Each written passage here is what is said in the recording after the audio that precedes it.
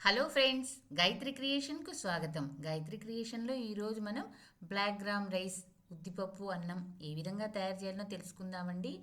ఇది చేయడం చాలా ఈజీ, మనకు శరీరానికి మంచి బలాన్ని కూడా ఇస్తుంది.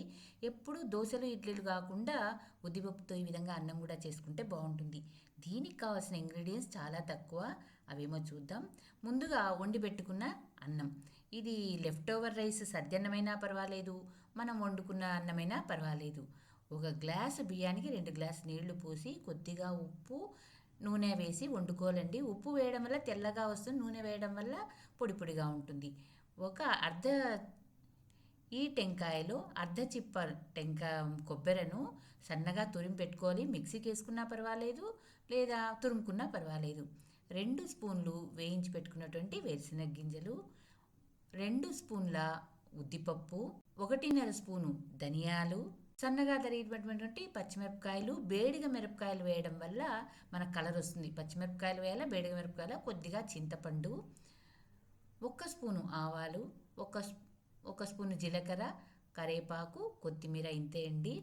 మనము రైస్ ఐటెం చేసేటప్పుడు నెయ్యిని వాడితే బాగుంటుందండి, బాగా మితువుగా వస్తుంది. కొద్దిగా ఇంగువ. ఇంతే అండి, చాలా ఈజీ చేసుకోవడము, సులభంగా ఉంటుంది. మనకు లంచ్ బాక్స్ రెసిపీ కూడా ఇది. ఇప్పుడు దీన్ని ఎలా తయారు చూద్దాం. ముందుగా స్టవ్ వెలిగించుకొని బాణల్ని పెట్టుకుందాం. ఒక 3 స్పూన్ల నెయ్యిని వేసుకుందాము. నెయ్యి వేసుకోవడం అనేది మీ ఇష్టం అండి, 3 వేసుకోవచ్చు, 2 వేసుకోవచ్చు, మన రుచిని బట్టి. అంతే. మనం పెట్టుకున్నటువంటి ఉద్దిపప్పును వేసి వేయిద్దామండి. ఈ ఉద్దిపప్పును వేయిస్తూ ఉంటే మంచి సువాసన వస్తుంది, అంటే మనకు ఉద్దిపప్పు బాగా వేగిందని అర్థము. ఏ వస్తువైనా మాడిపోకూడదండి, మాడిపోతే మాత్రం ఆ వంటంతా వేస్ట్ అయిపోతుంది. ఈ విధంగా వేయించుకోవాలి నిదానంగా. ఇప్పుడు 1.5 స్పూను ధనియాలను వేసి ఇద్దరు కూడా వేయిద్దాం. బేడిగ మిరపకాయలు వేళ కారం ఉండదు, కానీ మంచి రంగు వస్తుంది. తగినంత చింతపండు, నేను 4 రెబ్బల చింతపండును వేసినాను. ఇవన్నీ బాగా వేయించిన తర్వాత చల్లారిన తర్వాత మనం మిక్సీ పట్టుకొని మెత్తని పొడిలాగా చేసి పెట్టుకోవాలండి. ఇప్పుడు ఈ పళ్ళెంలోకి తీసేసుకుందాం. ఇవన్నీ చల్లారిన తర్వాత మిక్సీ పట్టుకుందాం. అదే బాణల్లో ఒక 3 స్పూన్ల నెయ్యిని వేద్దాం. 1 స్పూను ఆవాలను వేసి చిట్టపట్టలాడేంత వరకు వేయిద్దాం. 1 స్పూను జీలకర్రను వేసి వేయిద్దాం. తరిగి పెట్టుకున్నటువంటి పచ్చిమిరపకాయలు, అది మీ ఇష్టం కారాన్ని బట్టి, వేయించి పెట్టుకున్నటువంటి వేరుశనగ గింజలను కూడా వేసేద్దాం. వేసేసి కొద్దిగా వేయిద్దాం. 2 రెబ్బల కరివేపాకును వేద్దాం. మనము తురిమి పెట్టుకున్నటువంటి పచ్చి కొబ్బరిను ఇందులో వేసి నెమ్మదిగా వేయిద్దాం. అర్ధ స్పూను ఇంగువనేసేద్దాం. ఇంగువ అనేది మీ ఇష్టం అండి. ఇప్పుడు మనము మిక్సీ పట్టుకున్నటువంటి మసాలాను కొద్దిగా వేద్దాం. మరి తర్వాత అన్నం వేసిన తర్వాత తక్కువైతే అప్పుడు వేసుకోవచ్చు. ఇప్పుడు ఒక 2 స్పూన్లు కొద్దిగా వేసేసుకుందాం. దీన్ని కూడా బాగా కలిపేద్దాం. రుచికి తగినంత ఉప్పును కూడా వేసుకుందామండి.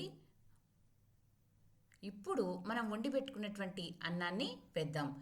ఈ మన ప్రతిభంతా తెలిసేది రైస్ ఐటెంలో ఎప్పుడంటే, మనము అన్నం వేసిన తర్వాత నిదానంగా కలపాలండి, మెతుకు విరగకుండా. మెతుకు విరిగితే ముద్ద ముద్ద అవుతుంది, కాబట్టి మెతుకు విరగకుండా నిదానంగా కలపాలన్నమాట. అక్కడే మన ప్రతిభ తెలుస్తుంది. ముందుగా మీకు మాట, నా ఛానల్లోని కథలు మరియు వంటలు మీకు నచ్చినట్టయితే ఓ లైక్ చేయండి. మీ బంధువులకు, స్నేహితులకు, తెలిసిన వాళ్లకు షేర్ చేయండి.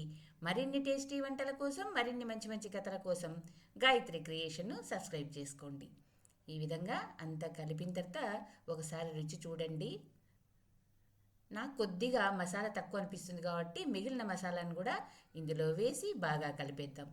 ఇంతే అండి, చాలా బాగా ఉంటుంది, టేస్టీగా ఉంటుంది. లంచ్ బాక్స్ రెసిపీకి ఇది బాగా ఉంటుందని సరిపోతుంది. ఇలా బాగా కలిపిన తర్వాత మనము రైస్ ఐటెం చేసేటప్పుడు చివరగా ఒక 3 స్పూన్ల నెయ్యిని వేసి బాగా కలుపుకుందామండి. నెయ్యి వేయడం వల్ల అన్నం చల్లగైనా కూడా మితువుగా ఉంటుంది, తినేటప్పుడు గొంతు పట్టుకోదనమాట. అందుకని చివరగా నెయ్యిని వేసి బాగా కలుపుకొని ఇక మనం సర్వింగ్ బౌల్లోకి తీసుకోవడమే.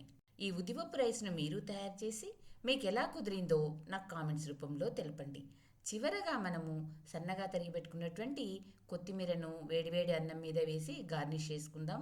రుచి చాలా బాగుంటుందన్నమాట. Thank you for watching.